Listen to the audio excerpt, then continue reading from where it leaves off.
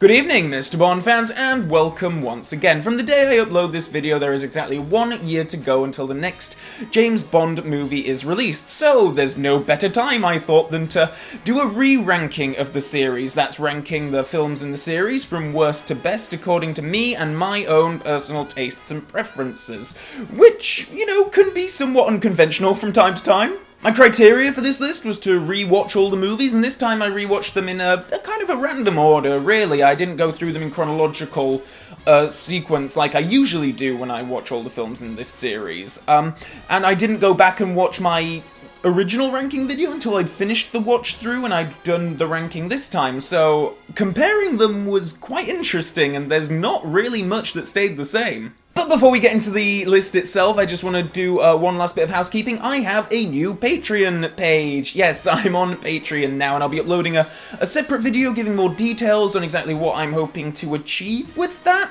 But I'm also going to link below here to the actual Patreon page itself, so do head over there to find out, you know, the kind of perks and extras I'm gonna be doing for people who support me on there, including reviewing more spy adventures that are not James Bond. So Mission Impossible, the Bourne series, Austin Powers, Kingsman, kind of whatever I end up reviewing is gonna be up to patrons and the people supporting me on there, so please do head over to either the recently uploaded video or that page for more details on that. But without further ado, let's get started on the list, shall we? Starting at the bottom most rung. Number 26. At 26, we have Never Say Never Again. I put this at the very bottom of my ranking last time, and so in order to accommodate the new arrival of Spectre, this one has been bumped down technically, but it's still right there at the bottom. I really dislike this film, from the completely out-of-sync opening title song to the miserable anticlimax of an ending. To watch Never Say Never Again is to be bored, confused, and, well, just sad, really. Sad that Connery came back to his iconic character to make this. Knowing a lot about the background of like how the movie came about and the whole thing was basically just a big middle finger to Ian Fleming, Eon Productions and producer Cubby Broccoli just sours the experience even more. It's just the bitterness comes off the screen. It's an unpleasant copycat of a movie, and I would argue the only Bond movie that is almost completely unwatchable. So let's not dwell on it any longer and move on to what I consider to be the worst film of the official series. Number 25. Spectre has taken a while to really settle in my ranking, and you can see its progress if you go back through videos on this channel. My initial reaction was, it was great, but I have some notes, to it's not really all that great, to wow, now I don't even really know what people like about this one. At best, it's bland, and at worst, it's so stupid you're desperate for your own set of tiny drills to burrow into your brain to remove all memory of it. The most heinous of which is the whole Bond-Blofeld brothers thing and trying to tie Blofeld into the previous Craig movies. All very dumb and not well executed, and don't get me started on finish it. Ugh, check out my full review for a rundown of why that's so terrible, but even beyond that, there isn't a single action sequence that really gets your blood pumping. They're trying to force the idea that Madeline Swan is somehow James Bond's one true love, and all that falls so flat. The nail in the coffin for me for this one is that the Bond films are played on TV here in the UK all the time. If you are channel flicking, you are more than likely to come across a Bond film just through random, you know, channel surfing at least once a week, and if you're anything like me, you know, sometimes if, you know, they're halfway through The Spy Who Loved Me or Octopussy or Majesty's Secret Service or something, if they're at like a certain point in the movie and I'm like, oh yeah, there's a really great action scene coming up or a great dialogue scene or a funny bit or something like that, I'll keep it on and I'll watch that scene, and then maybe I'll stick around for the rest of the movie, or maybe I'll keep on, but there's always like, I'll always end up watching a little chunk of it, at least. The thing with Spectre is, even the things that I like in it, which ain't much, are not worth, like, sticking around for. Number 24. Dropping down a couple of places since last time is the 60s Casino Royale movie spoof. Anyone who has seen this movie will know it's a complete mess. Production issues and cast and crew walkouts and no single shared vision of what this movie was going to be throughout the making of means that we have a disjointed smorgasbord of great 60s actors and actresses fumbling their way through bizarre and often barely sequential scenes. However, Casino Royale is such an opulent and dazzlingly photographed movie in places that I do find it quite watchable. Most of the jokes fall flat, and a lot of the time there isn't even really a punchline to most of them, but there's just something hypnotic about the thing, and to be honest, I don't know if that quality translates to actual enjoyment of it, but I certainly don't hate the experience watching this movie. Number 23. Spectre really helped me put Quantum of Solace into perspective. It used to be my least favourite of the official series, now it's my second least favourite, so woohoo for progress. The difference between this and Spectre is that Quantum at least has a great David Arnold score and some decent action. Even if some of those action scenes are so choppily edited, it can be almost impossible to tell what's going on at times.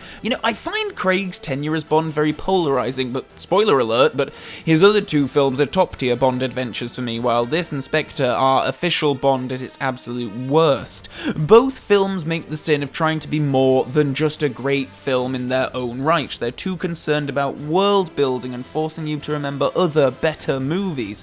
Bond has survived so long because people can dip in and out, and all you need to know is that there's this English guy who gets sent on exciting missions, and that's it. It's simple and effective. It doesn't need to be a cinematic universe or saga, but combine that with the fact that neither this nor Spectre are terribly good, even taking that into account, then you just have about a couple of the worst films in the series for my money.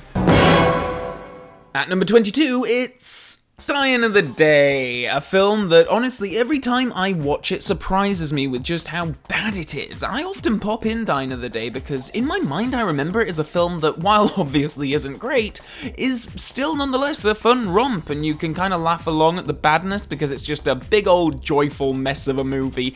This is not true. Rather, the film is just plain bad. I like the David Arnold score, and some of the action sequences are pretty awesome, and I just love the moment where Bond uses his ejector seat to flip the Aston Martin right side up.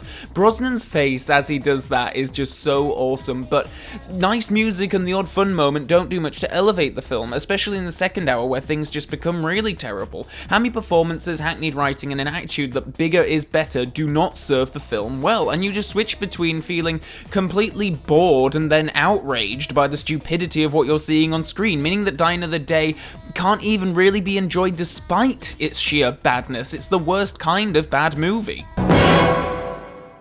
At number 21, we have a film that I always feel so bad about putting so low in these rankings, but my opinion still stands. I think Dr. No is a good film and a fun romp, and from this point on in the list, I think there's a lot to be enjoyed in every film in the series. There's a huge leap in quality between Die Another Day and this, but the thing that lets Dr. No down for me is that it just feels very vanilla. I think other films are able to improve on the formula, and so I like all of those more. But there's still much to be enjoyed here, of course, from Connery's incredible performance to the dry, dark humour in the writing to the gorgeous locations and the movie star enigma of Ursula Andress. It's all good stuff. Just as a whole, it's improved upon over the future films in the series. The choppiness of the editing bothers me a lot, and the music isn't great. There are a lot of production issues that I can point to that hinder my enjoyment, but still a fun romp, as is the next film on my list.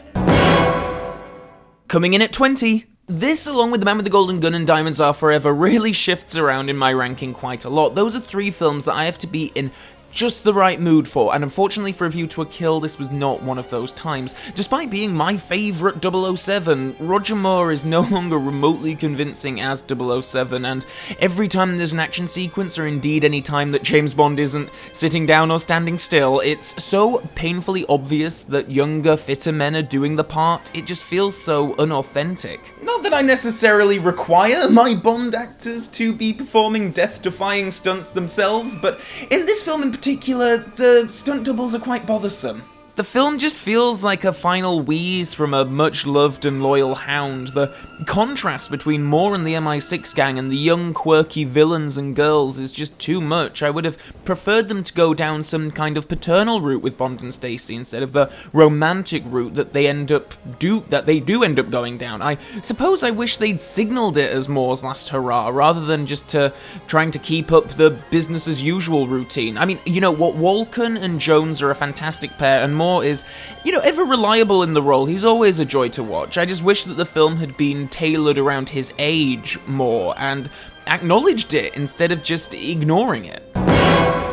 At 19... Thunderball is a movie I have never gotten along well with. Unlike lots of movies on this list which go up and down over the years, this one just used to always be in the bad tier for me. But, well, on my most recent viewing, I must say, I actually enjoyed the experience of Thunderball. Admittedly, it was a very cozy night in with a couple of bourbons, no ice, but this is really the first time I've come to appreciate a lot of what Thunderball brings. That's not to say it doesn't have flaws, of course. I mean, all the criticism I make against it in my full review of the movie still stand. The plot is simple and dull and full of holes, there are too many characters, and I think Largo and Domino are quite boring and so on, but this time I think I was just in the right mood to go with it. The music is so lovely, and the film looks stunning. I know that this was the first Bond film to go for the, the widescreen aspect ratio, but just the quality of the image is so silky and gorgeous. I love the time capsule aspect of the film. I just like seeing this part of the world caught on film, and some of my favourite bits are really just when characters are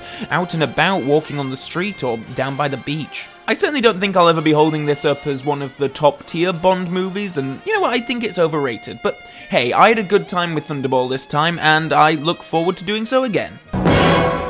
On to number 18. I guess I'm just not a huge fan of Terence Young films. Like, I know that he's lauded as one of the key people in creating the cinematic Bond, and of course I agree with that, but that doesn't mean I have to like his movies as much as some of the others. Whenever I see a Terence Young film, and I've seen several of his films outside of the Bond series, but whenever I see one of his movies, I just feel like I'm watching second-rate Hitchcock.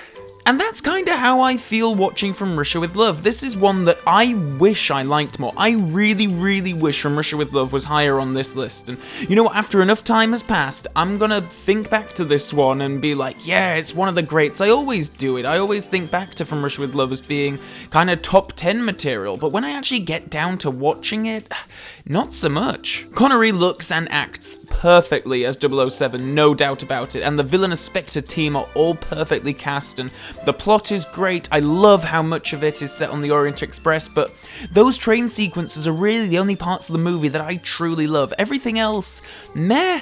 The time spent at the gypsy camp drags, and all the action after the train feels tacked on, and it's especially during the helicopter scene, an obvious lift from North by Northwest, that I just fold my arms and wish that Alfred Hitchcock himself had directed this film. Terence Young's movies, while undoubtedly contributing hugely to the creation of the cinematic legacy that is James Bond, just always feel a little slapdash to me. I get the sense from interviews with cast and crew that Young liked to make movie making into a party and a great experience for all and stuff, so I'm sure that being on the set was amazing, but watching the movies, a lot of the time I'm just like, wow, maybe if you'd have planned and shot that better or differently, you wouldn't need to speed up the footage so much or jump cut or whatever. I don't know. The production behind his movies stands out too much to me when I watch them, and it does hinder enjoyment somewhat. I mean, regardless of all that, From Russia with Love is a great spy story and essential viewing for all 007 fans.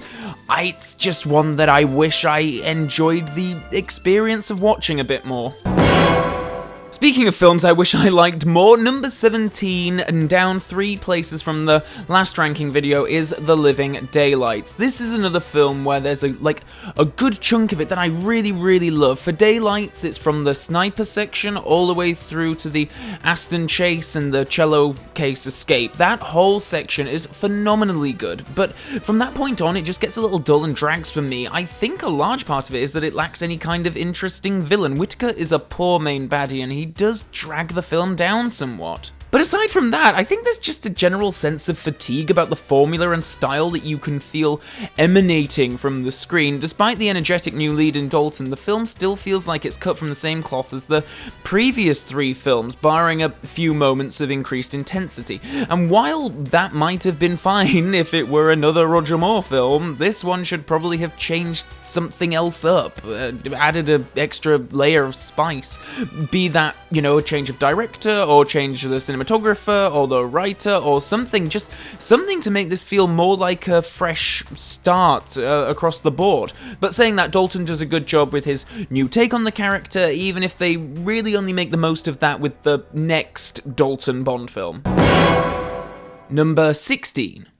Die-hard Bond fans will know this, of course, but whenever the 007 film series feels like it has gotten a bit too big, a bit too outrageous, a bit too expensive, it performs something of a soft reboot and makes a point of being more grounded once again. And while I think that move produced exceptional films in Majesty's Secret Service and Casino Royale, For Your Eyes Only has never really been a favourite of mine. Like the other John Glenn-directed films in the series, there's something about this one that just feels and looks a bit, well, cheap, I guess. And the script also feels very much like, well, someone went to film school to do a master's and came back and told everyone that, hey, a lot of films have something called a character journey. Maybe we should try one of those, which results in a sort of mixed message about revenge, which Bond is against for some reason. I don't know, that part of the story has always bothered me. However, on my latest rewatch, I feel like I've never truly fully appreciated quite how exceptional Moore is in this one. It's his 5th film and he's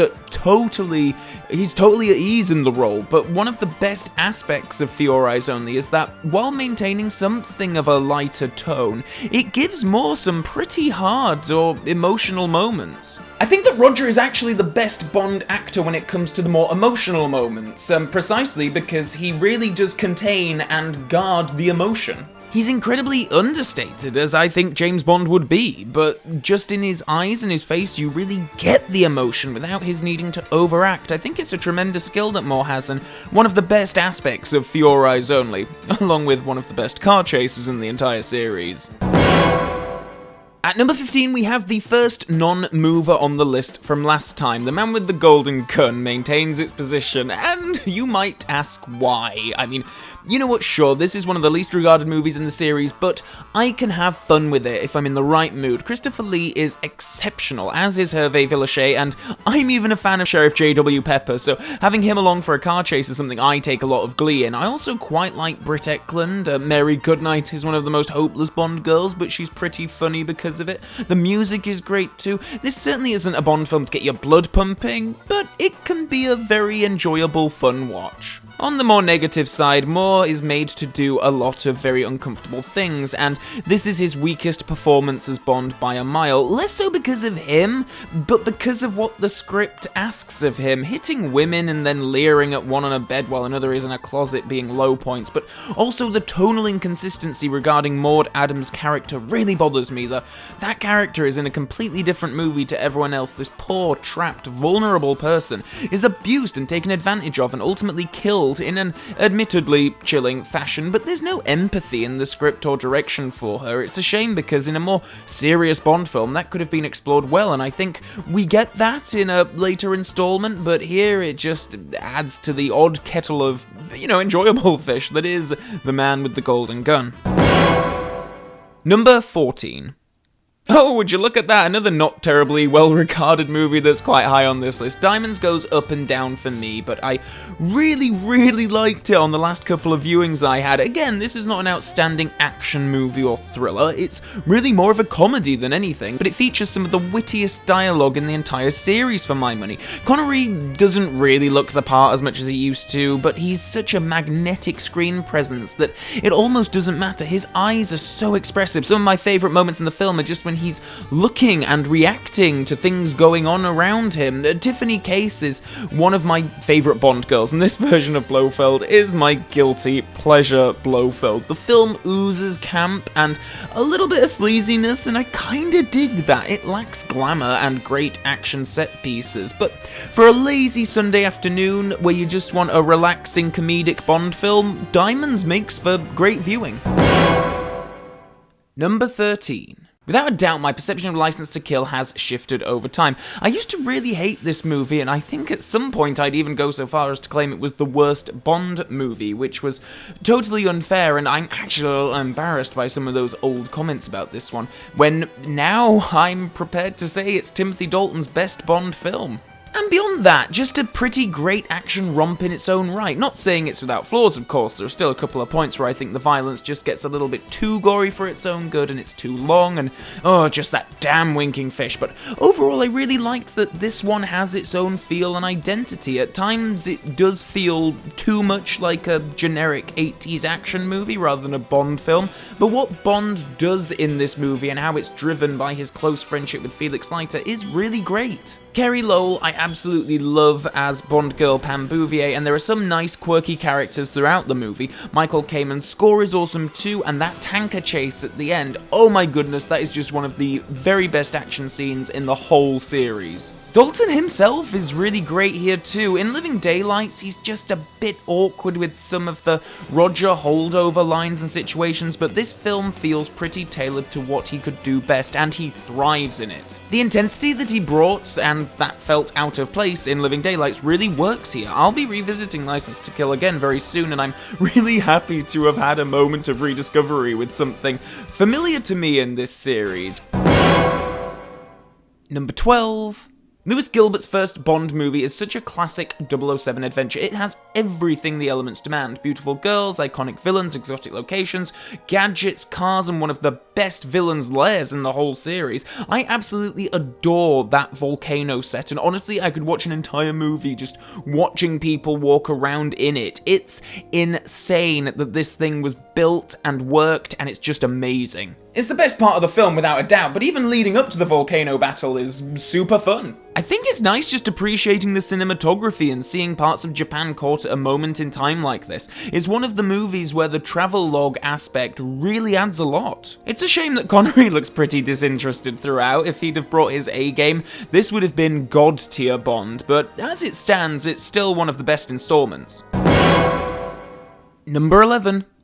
I think Octopussy is an unfairly maligned film in the series. I'm always really surprised when I see it low ranking on other Bond fans' lists, and then I remember that not everyone thinks of this as a great Bond adventure like I do. Another movie where the setting works so well. I think this is the best photographed of John Glenn's Bond movies, and also the best spy thriller of the lot. I love all the stuff at the end with the nuke and the diamonds on the train, and pair that with some fun in the jungle with Bond entering into a most dangerous game kind of scenario, and I am a very happy Bond fan. Maud Adams and Roger Moore make for a wonderful pair, and I think their genuine chemistry makes her the best Bond-girl pairing of Moore's tenure. I love the assortment of villains here too. Unlike Living Daylights, each one here has some special quirkiness. There's understated Louis Jourdan, and his silky smooth Kamal Khan. Kabir Bedi's Gobinder is immediately threatening and enigmatic. The guy is such a scene stealer, and all he has to do is stand there, but oh my days do I love Steven Berkoff. Or should that be Steven Berkoff? He plays it so broad, and I just love when he randomly bellows out the occasional word in the middle of a sentence for little to no reason. He's so insane, I love it. Octopussy isn't the guilty pleasure that some fans would have you believe. I think it's a genuinely underrated spy thriller, and a great couple of hours of enjoyment. Starting off the top 10 is... Okay, so on the subject of guilty pleasures, I don't know if I can really defend Moonraker as being anything more than that, but... Geez, I just have so much love for this movie. Of course, as this is the first Bond film I ever saw, it has a special place in my heart, but beyond that, I just think it's an outrageously fun bit of entertainment. I can understand how some people would find it a little slow. I think it could have been edited a bit pacier, and the music in some places could have been a bit more exciting to punch up the action. But those criticisms aside, Moonraker features some of my favourite things in the series. Drax and Goodhead as villain and Bond girl respectively, for example. I love the set design. Ken Adam does it again, creating one of the very best villains bases of the entire series, and all the space stuff is fantastic. So what if Bond goes sci-fi? At this point in the series, it doesn't feel at all out of place. While John Barry's score lets down some of the action scenes, I think that in parts it's actually one of the most beautiful scores in the series. Oh, and there's of course the double take pigeon. It has the double take pigeon, for goodness sake. One of everyone's favourite Bond characters, along with Noble Looking Dog and Recurring Drunk Man. But yes, Moonraker is outrageous. I get that it isn't for everyone, but for me it's a glorious romp. At number 9, we have one of the more agreeable films amongst the fandom. Live and Let Die was a fantastic debut Bond film for Roger Moore. It'll take him up until his third film to be completely comfortable in the role, but I'd argue he's better here than he would be in The Man with the Golden Gun. It's a Bond film with its own identity, thanks to the voodoo themes and the music as well. Like Octopussy, it's a film with an awesome ensemble of villains. Yaphet Kotto and all of his underlings are so great in their own ways, but especially Jeffrey Holder as Baron Samedi. On top of that, the action is just fantastic as well, the speedboat chase being a highlight, of course, and for how long that particular sequence is, it's incredibly well paced. I mean, sure, Sheriff Pepper kind of takes over the show for a bit, but I've already said before, I'm a big fan of that character. I just love seeing Clifton James doing his shtick. There are several Bond films in the canon that are really more than just movies. They were essential points of success in the franchise that ensured the continued success and production of more movies. After Diamonds Are Forever, things were kinda ropey. Could the series survive without Connery? Well, of course it could, as Live and Let Die aptly proves. At number 8. Much like Octopussy, this is one of the forever watchable Bond movies for me. I'm very rarely not in the mood for Tomorrow Never Dies. I know I've talked a lot about the music, but David Arnold's score here is just so fantastic. It's a beautiful accompaniment to the film, and helps turn it into a fantastic action movie. Definitely more than a thriller or spy adventure. I mean, Brosnan wielding double machine guns and explosion after explosion after explosion do bring a lot more balls-to-the-wall action than the series is used to, but when the action is as well done as it is here, I'm good to roll with that every once in a while. The car chase in the multi-story car park is an absolute highlight of the movie, and it's already full of really impressive action sequences, and while Bond and Wei Lin don't have much chemistry as characters together, I think she makes for an excellent action-focused companion and one of the best Bond girls as a result of that. I mean, to be honest, I'd rather they just removed the romantic aspect of their relationship completely, but c'est la vie. And say what you will about the miscasting of Paris Carver, and in my opinion, this should either have been a recast Sylvia Trench or bring back Carey Lowell from License to Kill to do Pam Bouvier again, but, you know, I appreciate what they were trying to do with this character, and, you know, have Bond come up against a former flame. I mean, hell, the Brosnan films get a lot of stick, but at least the first three tried to do interesting things with the formula. I mean, bringing back a former colleague of Bond's to be the villain, and then have him meet up with an old flame here, and then have the Bond girl turn out to be the Bond villain in The World Is Not Enough. I mean, you know, I think those are interesting concepts, and, you know, maybe not completely well executed, but it still adds a nice little bit of flavour to the movie. Tomorrow Never Dies never gets old for me, one of my very favourites. Number 7.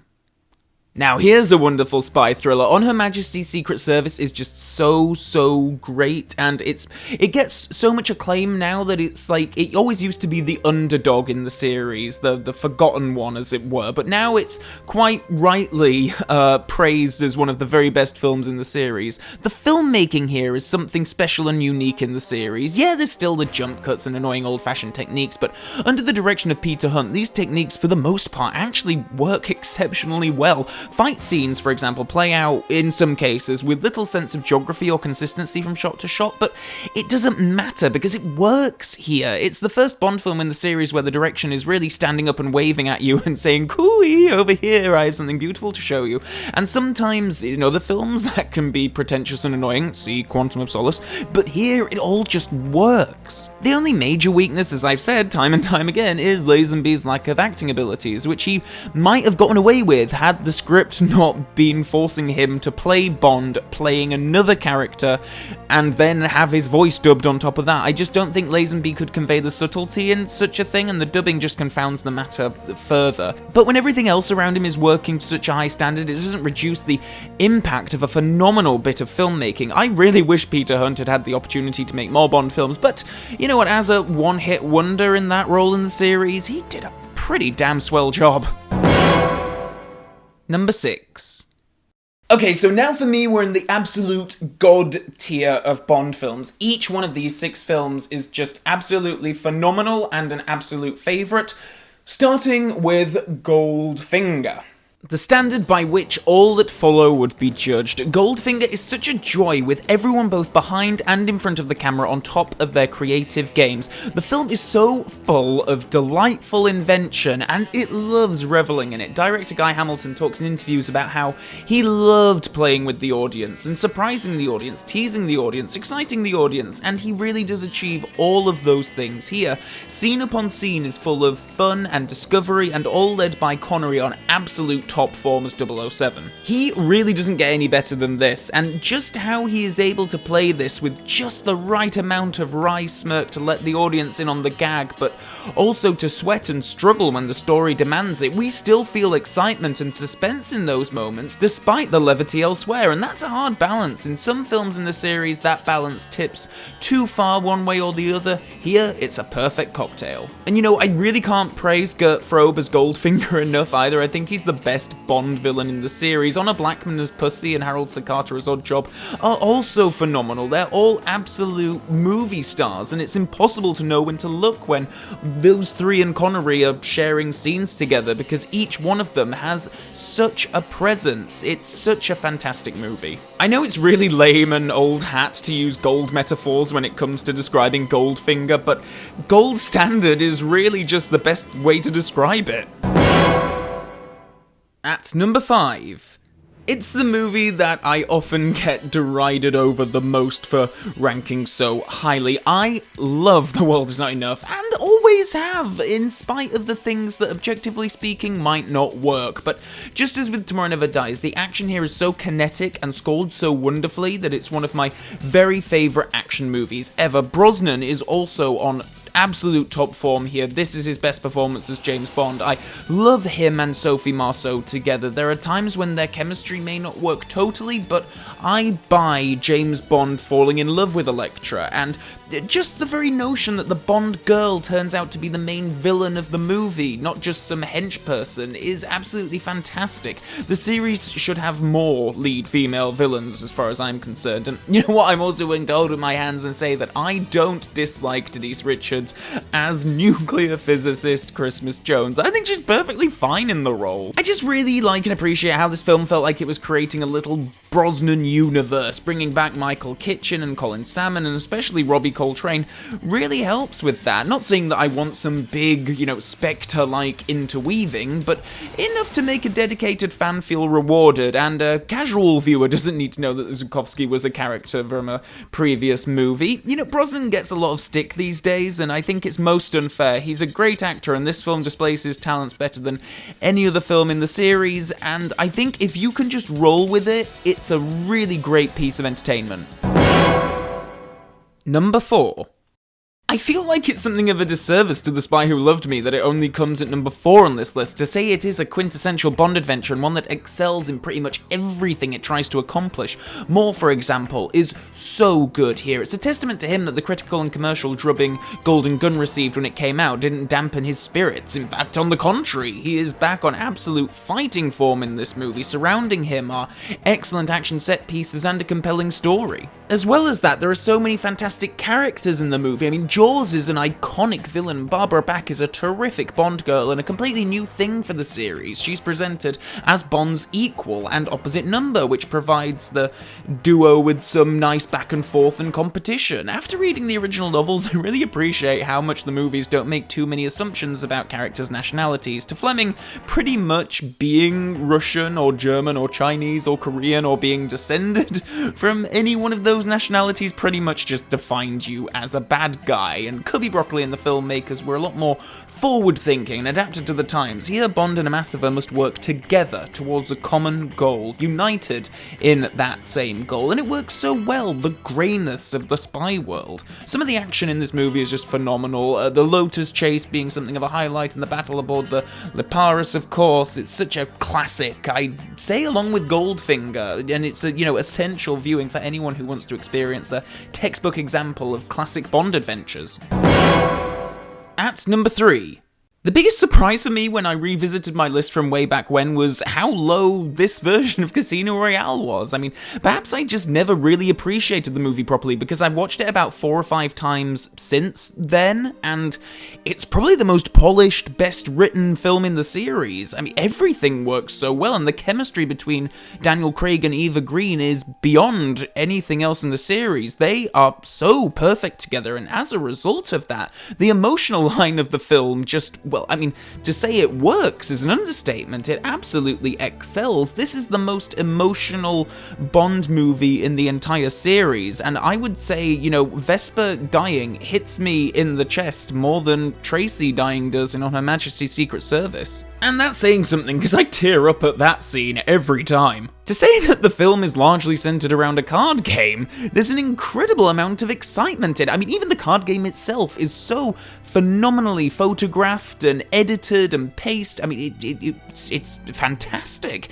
The sequence at Miami Airport and the free-running bit at the start as well are also highlights. The movie is just so good that you don't resent there being, like, you know, such a lack of gadgets or a lack of Bond theme, a lack of the classic Bondian elements, and I think it took me a while to get used to that. It's a stunning movie, but there are 2 more that just hit my own personal preferences that little bit more. Number 2. You were expecting someone else? So this is the first time in years and years and years that GoldenEye has been something other than my absolute favourite Bond movie, and don't get me wrong, its demotion from the top spot is not because of any new flaw I've discovered in it or anything like that. I still stand by this as a Bond movie that does everything right, except the music, but everything else is so superbly done. It's impossible not to adore this movie. Pierce Brosnan is so confident in the role, and while he does improve as his films go on, I think that it's an outstanding debut and the best performance of a Bond actor in his debut outing. Pierce just is Bond to me in this installment. I love everything about how he plays it. He hits all the classic beats. Surrounding him are some of my favourite characters in the whole series. Isabella Scorupco as Natalia has always been a Bond girl I adore. Trevelyan is a superb villain, sticking with my point about how the first 3 Brosnan films give us something new and exciting each time. The development that the main Bond villain ends up being an ex-colleague of Bond's is a masterstroke. 006 versus 007 couldn't be more perfect. Xenia Onatop is my favourite henchperson of the whole series, and that's saying something when she's in a movie with Boris and Orumov. I never tire of this movie. Martin Campbell is probably the best director in the series. I mean, when you consider his hit rate, he orchestrated 2 of the absolute best films in the series and should be applauded for that. However, nothing is sacred, and now I will do my best to explain my top pick and why it has earned the number 1 spot on this list. And so we reach number 1. Often when talking about these movies, we will talk about the categories. So the Bond girl, the villain, the car, the gadgets, all that kind of stuff. And I actually came to realise that for the longest time, my ranking of these films has been based almost mathematically on those elements. And so I found this view through quite liberating, because I was just enjoying the films individually on their own merits as films, and the most liberating part of that was coming to realise that my favourite Bond film is now Skyfall. This is not a film that features my favourite villain, or car chase, or gadgets, or musical score. I mean, there isn't even really a proper Bond girl in it. There's no standout hench person, and Daniel Craig isn't even my favourite Bond actor. But despite all that, I find watching Skyfall an eminently exciting, engaging, and hugely entertaining experience. I have seen this film so many times, and I still just love it every minute. I mean, it looks gorgeous. Almost every frame is a delight, and the dialogue is so spot on. The action sequences are some of my absolute favourites in any film, and I find the central drama between Bond and M to be incredibly compelling. I think I've ended up watching this a lot because it's a real crowd pleaser of a Bond film. It's one that people who aren't major fans talk about with a lot of fondness, and I like that. I've shown this film to many people who aren't really that into Bond, and they've always loved it. When I'm visiting relatives and, you know, we want to watch a movie, Skyfall is often a go-to, and I never get bored of it. I'm always in the mood to watch Skyfall, and, you know, there are a lot of Bond films where you have to be in the right frame of mind to get the most out of it. Not Skyfall for me. I can watch it when I'm having a good day, when I'm having a bad day, like morning, noon, evening, when I'm sick, when I'm well, when I'm alone, or when I'm with people, be that family or friends, and that's what warrants it #1 spot on this list for me. So that's a bit of a turn up for the books, isn't it? I wasn't quite expecting that going into this ranking again. I just, you know, every time anyone asks me, like, what is your favourite Bond film, I would say GoldenEye, so I just became so used to that, and actually on the watch through now, like, I watched Skyfall and GoldenEye again, each, like, close back to back, you know, like, after I finished watching the rest of the films in the series, just to see if I hadn't been delirious or something, but yeah, you know what, my top Bond film has changed for the first time in years, and I'm curious to know if that has happened to anyone else. Like, we talk about when we rank the series, our lists always change depending on year and all that kind of stuff, but more often than not, I think the top spot is kind of a sacred cow, and for that to change is a bit of a big deal. So please do let me know in the comments below whether or not your favourite Bond film has ever changed over time. I'm really curious to know. Otherwise, please do check out my various social media and Patreon pages. I would be much appreciated if you give me a follow on Twitter, Facebook,